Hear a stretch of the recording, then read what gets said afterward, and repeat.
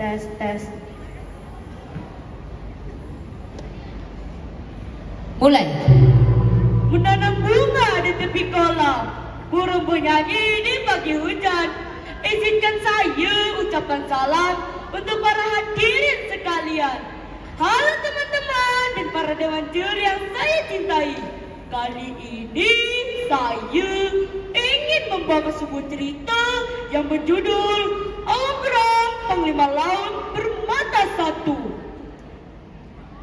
Oke, di sebuah daerah di pesisir Riau hiduplah seorang pemuda miskin yang bernama Awang Gerang. Kegiatan sehari-harinya ialah menangkap ikan di pantai. Sejak kecil ia bercita-cita ingin menguasai laut.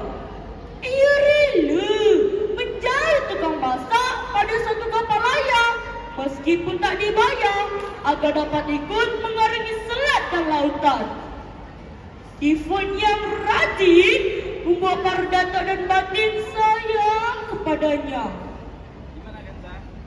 Suatu hari Sultan Riau memerintahkan para datuk dan batin untuk membuat penjajah.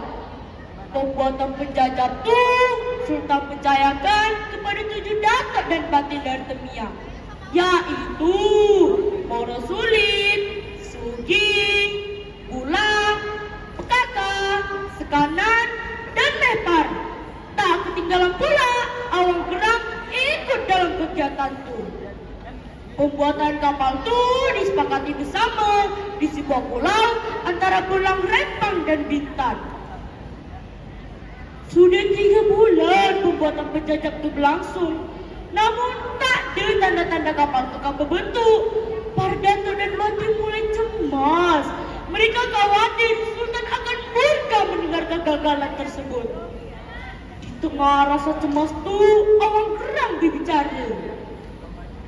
Maaf tuan, sepengetahuan saya, pembuatan penjajah itu harus membagi 3 jenis kayu untuk satu kapal.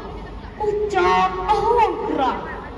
Hai Awang, janganlah asal bicara. Apakah kata-kata kau itu dapat dipertanggungjawabkan? Tanya seorang datuk. Apabila kata-kata kau tak berbukti, maka hukuman berat akan kau terima. Sambung seorang batin. Baiklah tuan-tuan, akan saya buktikan bahawa perkataan saya benar. Ucap Awang Gerang. Keesokan harinya, para tukang sibuk mempersiapkan 3 jenis kayu seperti yang diusulkan Awang Gerang. Setelah 3 bulan, pembuatan kapal itu tampak mendekati selesai. Sultan menerima kabar itu sangat senang dan melipat gandakan pembayaran. Ketika Awang Gerang sedang mengawasi tukang yang memotong kayu, tiba-tiba total kayu terlempar dan mengenai mata kanannya.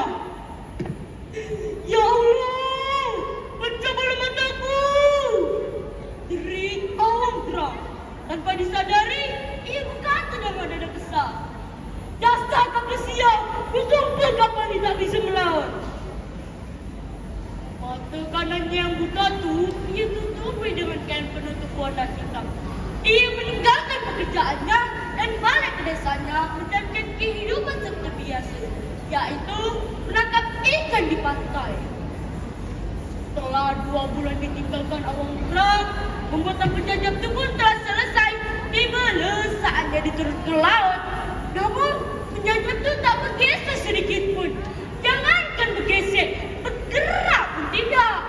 Para datuk dan batin mulai bingung. Tengah kebingungan itu, seorang batin berbicara. "Kita harus memanggil Awang Gerang. Ia pernah menyupai kapal ini agar tak bisa melaut." Seorang batin itu pun diterima oleh para datuk dan batin lainnya.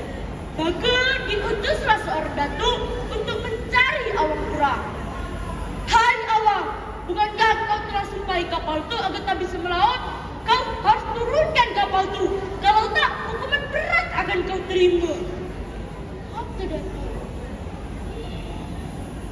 "Baiklah datuk, akan saya turunkan kapal itu. asalkan Datuk memenuhi persyaratannya. Jawab awang geram. Iya, kami bersedia memenuhi apapun yang kau minta, asalkan kau menghuni kapal itu. Kata Datuk. Dengar Datuk, saya punya 3 persyaratan. Pertama, berikan saya 37 pemuda lengkap dengan pekakasnya. Wah, semua datuk dan batin harus menyaksikan penurunan kapal itu dengan kedua mata tertutup. Ketiga, siapkan saya 7 wanita yang sedang mengandung anak sulung dan berpakaian 7 warna berbeza. Ketujuh wanita sulung tersebut harus anak atau kerabat dari datuk dan batin sendiri.